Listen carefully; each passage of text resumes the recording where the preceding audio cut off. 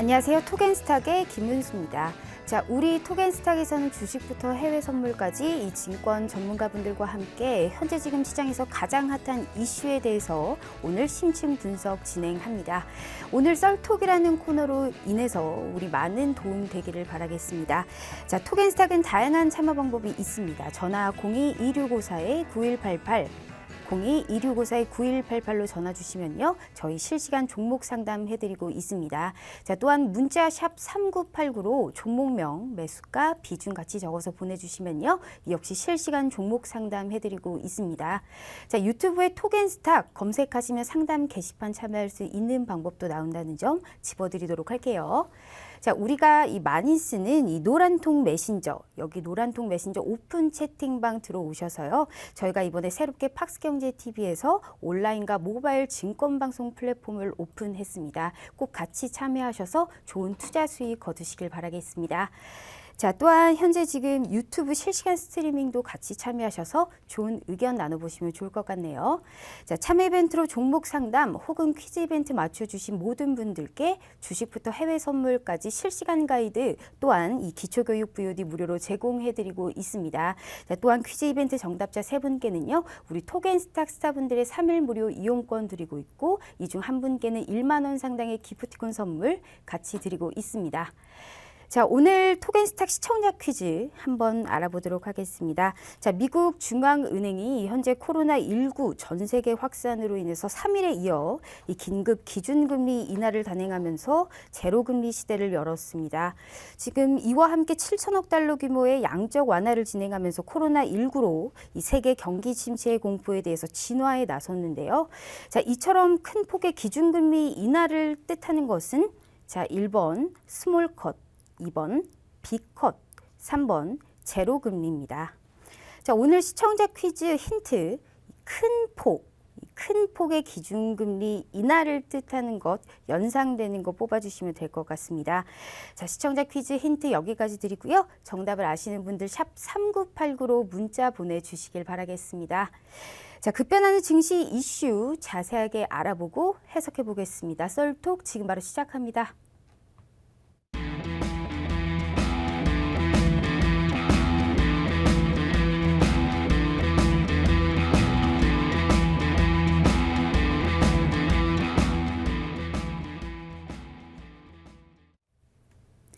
자, 오늘도 이 정확하고 빠르게 해석해 주시는 분 모셨습니다. 우리 김본스타님 모셨습니다. 안녕하세요. 네, 안녕하십니까? 일단 우리가 원래는 좀 금요일에서 미국 증시가 이제 반등하면서 오늘 좀 시장 자체가 좀 급반등하겠구나라고 생각을 했는데 지금 미국 선물이 서킷 하락으로 정지됐고 그로 인해서 아시아 증시 모두 오늘 하락을 했습니다. 지금 미국이 1% 전격 금리 인하를 했음에도 불구하고 사실상 이러한 재정 정책으로 이제 코로나19에 대해서 막을 수 없다라는 이러한 이 영향이 상당히 좀 여론이 형성되고 있는 상황인데 이로 인해서 우리나라 시장 오늘도 마이너스 3% 넘게 하락을 했습니다. 자, 일단 오늘 4시 30분 이 한은이 오늘 이제 50bp 금리 인하를 했잖아요. 이제 여기에 관련해서 과연 이러한 재정 정책의 코로나19에 대한 불안감을 좀 해소할 수 있을지 좀 여기에 대해서 저희가 궁금증을 갖고 있습니다. 어떻게 보세요? 네, 미선물이 서킷 하락 정도는 네. 거는 장 초반이었고요. 장 초반에 미국이 금리를 인하했는데 왜 미선물은 급나가지? 자, 이번 시장을 보면서 우리 시청자분들이 조금씩 똑똑해지고 있습니다. 네. 그러니까 저희가 제가 2019년에 말에 시장이 너무 좋을 때 제가 사자성어로 안거위사 네. 드렸잖아요. 네. 좋을 때 어려울 때 대비해야 된다고. 근데 그때 대비해서 미리 선물에 대해서 미리 파생 상품에 대해서 미리 공부를 했더라면 지금 전혀 걱정하지 않았겠죠. 지금 우리 시청자분들이 이제 미 선물이 먼저 7시에 시작한다는 거 알고 미 선물 7시 장을 보기 시작했어요. 네. 근데 미리 봤다면 좀 더 좋은 대응을 했겠죠. 그래서 제가 항상 얘기 드리는 게 우리가 지금 주식 관련해서 얘기를 하고 있지만 요즘에 이제 우리 시청자분들이 하도 파생이나 이런 부분에 대해서 궁금하신 분들이 많아서 네. 제가 지금 특집으로 파생 교육을 하고 있어요. 네, 오늘부터 이제 바로 특집 파생 교육이 들어갈 거예요. 네. 우리 노란톡 메신저에 팍스경제TV 김본 검색하시면 이제 바로 들어갈 수 있게끔 준비해 놓고 있는데 네. 자, 그러기 전에 일단 증시 관련해서 먼저 우리 주식만 하시는 분들을 위해서 증시 관련해서 조금 더 얘기를 좀 드리겠습니다. 자, 일단은 지금 현재 우리가 지금 현재 쓰고 있는 정책들, 코로나19로 지금 급락하고 있고 이런 부분들에서 우리가 쓰고 있는 정책들이 뭡니까? 바로 통화 정책이에요. 네. 통화 정책과 재정 정책은 효과도 다르고 통화 정책은 금리 레벨에서 주어진 효과가 다릅니다. 통화 정책과 재정 정책을 구분할 필요가 있어요. 이 부분은 제가 뒤에 이슈에서 자세하게 네. 설명해 드릴 텐데 현재 통화 정책만으로는 답이 안 나와서 시장이 밀리는 겁니다. 그래서 우리가 통화 정책이 그러면 안 되고 재정 정책으로 들어갔을 때의 시점은 어느냐를 우리가 봐야 돼요. 그래서 지수 차트를 한번 볼게요. 자, 이 지수 차트는 일봉이 아닙니다. 월봉입니다. 네. 일봉으로는 도저히 지지라인을 잡을 수가 없어요. 예, 일봉 지지라인 그나마 있는 게 언제냐? 2011년 10월. 2011년 10월이 무슨 일 있었는 줄 아십니까? 2011년 10월. 미국이 신용등급 강등당했어요. 그때. 미국 재정위기가 왔을 때. 그때 대폭락을 한번 한 적이 있었는데 지금 폭락이 더 셉니다. 그때보다.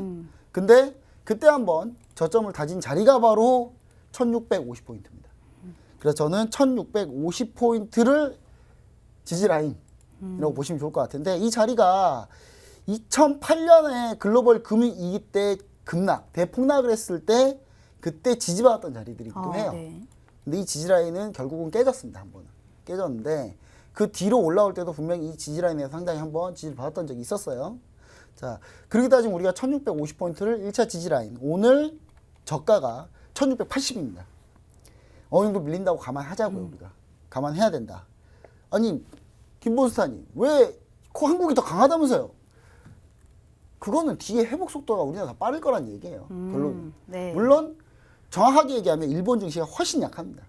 그래서 일본보다는 좀 나은 증시인데 아니 미국 오를 땐 못 오르고 미국 떨어질 때만 맞춰서 떨어지냐. 미 선물에 영향을 받는다. 그러니까 지금 시장 관계가 호주부터 시작해서 일본, 한국, 중국 이렇게 증시가 시작되고 그 다음에 인도 넘어가서 유럽, 그 다음에 미국으로 오잖아요.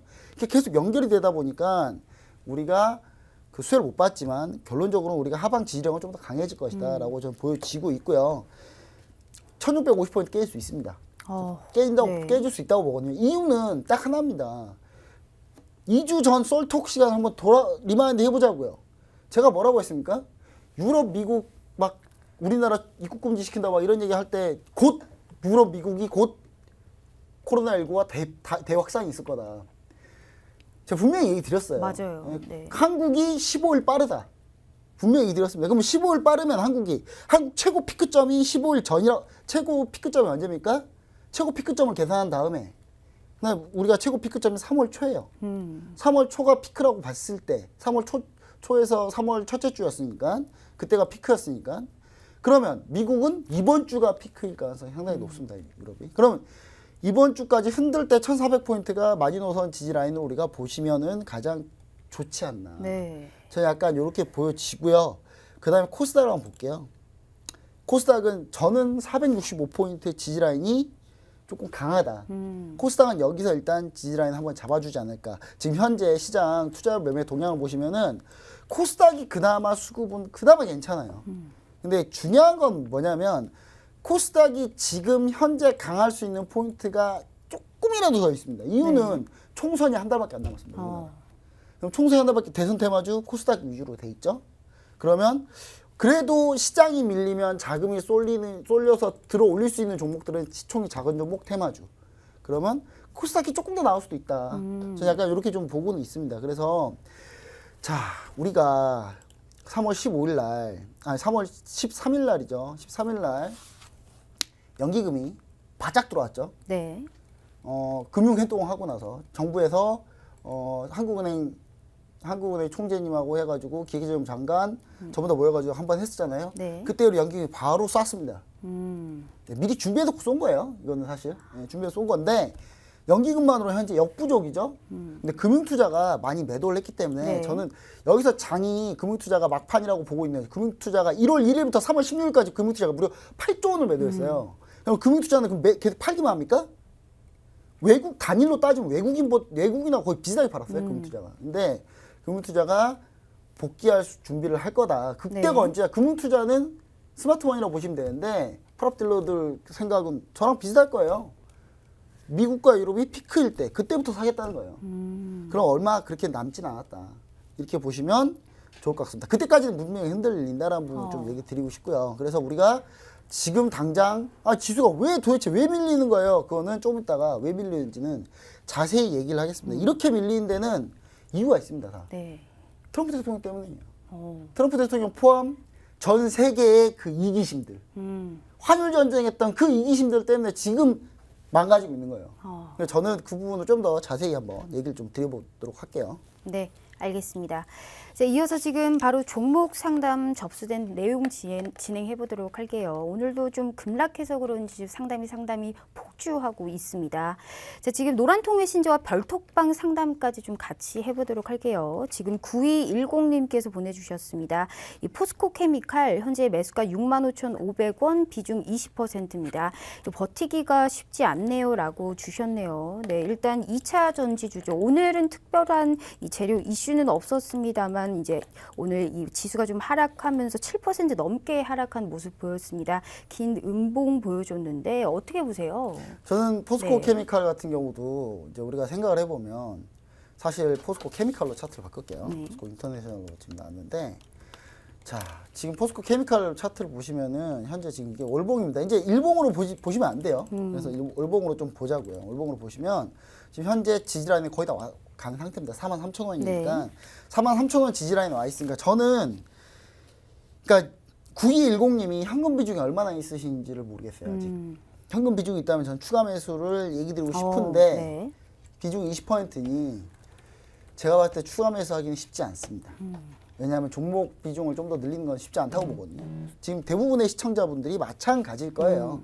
마찬가지일 거기 때문에 저는 이게 만약에 올라온다라고 하면 저는 못해도 한 4만 이 정도 라인을 한번 보시면 좋을 것 같아요. 여기서 비중을 한번 줄여주고 가자. 저는 65,500원이지만 비중을 한번 5,500원 넘어서면 비중을 한번 5% 정도 줄여주고 5에서 10% 줄여주고 추가로 올라오면 좀 더 줄여주고 밑에서 밀렸을 때 다시 한번 사자.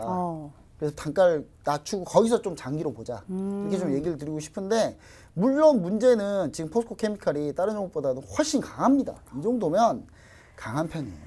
강한 편이니까 좀 그래도 버티기가 쉽지 않네요라고 하는 것보다 다른 분들은 더 버티기가 쉽지 않을 거예요. 그래서 저는 웬만하면 홀딩하고 계셔라. 다만 반등이 왔을 때 갭을 여기 메꾸는 자리가 이 자리거든요. 갭을 지금 현재 지금 며칠이냐면 3월 10일 날 갭을 메꾼다고 치면은 51,000원까지는 가니까 51,000원까지는 우리가 한번 비용 좀 줄여주자 올라오면. 그리고 다시 밑에서 다시 한번 잡자. 네, 추가를 좀 태워서요. 그래서 만약에 내가 현금 비중이 없다면, 근데 현금 비중이 좀 있다면은 저는 여기서 좀 추가 매수하는 것도 나쁘지 않다. 네, 오히려 추가 매수하는 게 나쁘지 않다라고 보여지고 있습니다. 지금 유가가 많이 떨어졌다고 해서 2차전지 소재 아예 안 되는 건 아니거든요. 그리고 유가로 따지면 이미 2차전지 소재는 안 되는 게 맞아요. 50달러 밑에는 사실 BEP 안 나오니까 네. 어차피. 근데 제가 봤을 때는 전기차는 그 트렌드로 가는 게 아니니까 친환경 트렌드가 왜 이슈가 돼야 되는지를 제가 한번 얘기를 또 뒤에 한번 드리겠습니다. 한꺼번에 좀 얘기를 드릴 텐데 결론적으로 포스코케미칼은 비중이 있다면 추가 매수하자 이렇게 좀 얘기를 좀 드리고 싶습니다. 네, 알겠습니다. 자, 이어서 3375님께서 주셨네요. 엔지캠 생명과학 이 매수가 57,300원, 비중 40%입니다. 이 추가 매수했는데 또 밀리네요라고 주셨네요. 일단 오늘 이 코로나 관련주 중에 백신과 진단시약주가 좀 이제 오른세 보였는데 지금 엔지캠 생명과학 오늘 시가 출발은 좋았지만 그래도 오늘 좀 소폭 오름세를 보이면서 끝났습니다. 지금 이 코로나 관련해서 지금 뭐 개발을 백신한다 뭐 이러한 내용이 있던데 엔지캠 생명과학 앞으로는 좀 어떻게 될까요? 뭐 그걸 주제 치고라도 엔지캠 생명과학은 과도한 하락이라고 봅니다. 저도 과도한 하락이라고 보고 자가면역 질환 치료제들 뭐 많이 있어요. 네. 이슈 받을 건 많아요. 근데 중요한 거는 아무도 그 이슈에 집중을 안 하는 시장이죠. 근데 엔지캠 생명과학이 백신 관련 얘기가 나왔단 네. 말이에요. 근데 그것 때문에 현재 지금 좀 급등해서 출발했는데 오늘 시장을 보면 엔지캠 생명과학은 이거 차라리 오르지 말든가.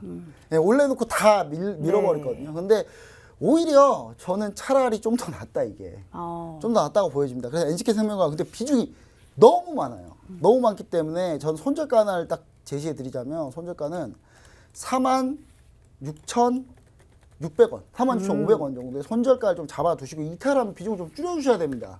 비중 좀 줄여주셔야 다음을 버틸 수가 있어요. 그래서 제가 볼 때 57,300원이 매수가시니까 6만 원대니까 6만 원까지는 충분히 반등이 가능해요. 반등 가능하니까 일단 비중부터 좀 줄이자. 너무 많이 들고 있으면 좋지는 않다라고 보여집니다. 왜냐면 네.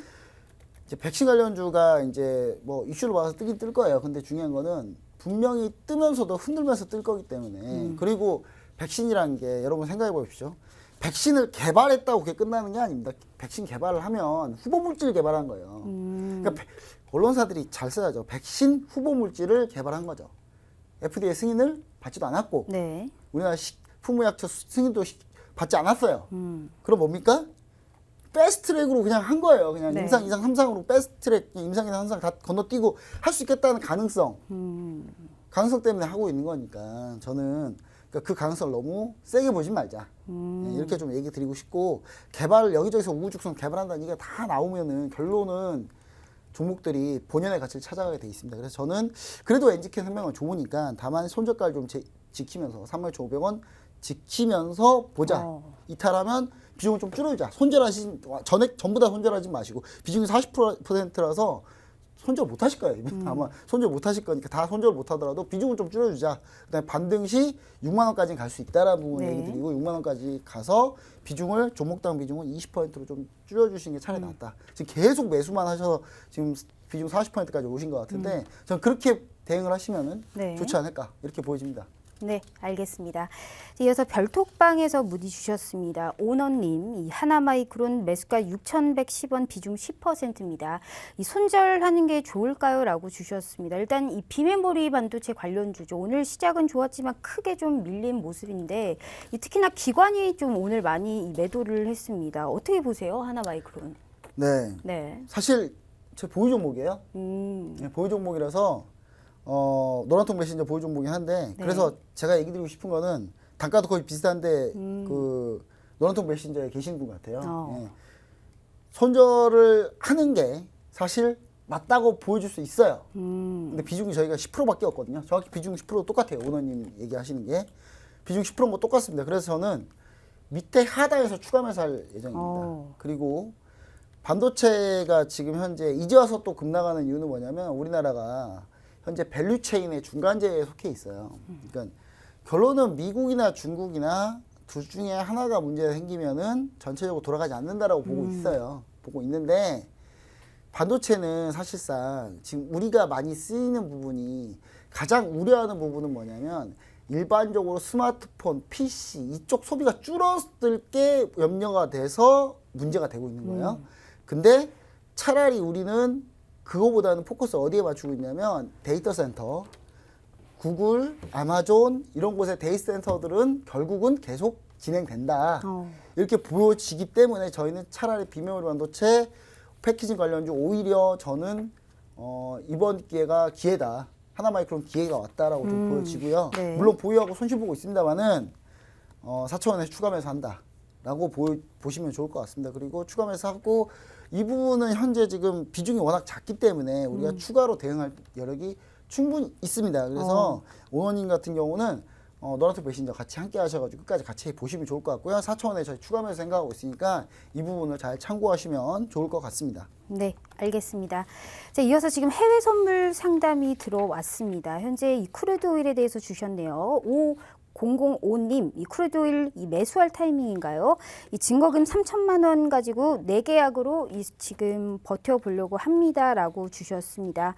지금 일단 크루드오일 같은 경우에는 지금 미국 증시가 꾸준하게 하락하면서 현재 지금 거의 9% 넘게 지금 30달러대를 지금 깨진 상황입니다. 지금 여기에서 지금 이렇게 좀 금일 시장에 반영이 되고 있는데 오일 관련해서 앞으로 더 깨질까요? 아니면 좀 매수를 해야 될 타이밍일까요? 제가 매수 타이밍 얘기를 한 게 이제 이런 거예요. 그러니까 이 시청자분이 아마 제가 상담을 주셨을 때 타이밍이 언제인지 알고 있거든요. 이게 지난주가 아니죠. 이제 그 지난주 금요일이죠. 금요일날 트럼프 대통령이 전략 비축유 추가로 매입하겠다라고 해서 유가가 잠깐 반응을 했습니다. 네. 반응을 했는데 전략 비축류 한 개 마지노선이 있어요. 근데 미국이 지금 전략 비축류 한 개 마지노선에 별로 여유가 없습니다. 그러니까 전략 비축류를 추가로 담는다고 해도 그렇게 크게 많이 잡을 수 있지는 않아요. 그러니까 전략 비축류를 담당하게 미국이 무슨 일이 생길 때를 대비해서 원유를 따로 비축을 해놓겠는 그런 전략 비축류가 있는데 이게 제가 봤을 때는 6억 배럴 조금 넘은 상태예요. 지금 전략 비축류가. 근데 이게 최대 마지노선이 7억 배럴 정도예요. 그러니까 6억 2천만 배럴 정도로 알고 있는데 제가 알기로는. 근데 만약에 이 부분에 추가로 비축한다 그래도 그렇게 많은 양을 비축할 수는 없는 상황이에요. 그래서 이 부분이 크게 도움이 되고 있지는 못하고 있어요. 다만 저는 이제 보고 있는 건 뭐냐면 라인을 좀 지키면서 이제 차트를 보고 있는데 차트 라인을 지키면서 가는데 다만 네. 사우디가 마음을 바꿔야 됩니다. 예, 사우디가 마음을 바꿔야지. 지금 현재 아랍에미리트가 뭐라고 했냐면 우리도 무제한 증산하겠다. 그러니까 이미 오펙은 결속력이 깨졌어요. 이미 깨졌기 때문에 저는 이 부분을 우리가 감안하면은 지금 당장 매수는 좋지 않다. 오늘 또 상당히 안 좋고요. 그리고 오늘 제가 봤을 때는 기존 저점 라인에서 마지노선으로 제가 잡아놓은 28달러, 28.20, 25, 20 이 사이를 아마 다시 한번 깨는 흐름이 오지 않을까. 근데 다시 한번 깨는 흐름이 오지 않을까라 얘기하고 있어서 저는 지금은 증거금 3천만 원 가지고 4계약.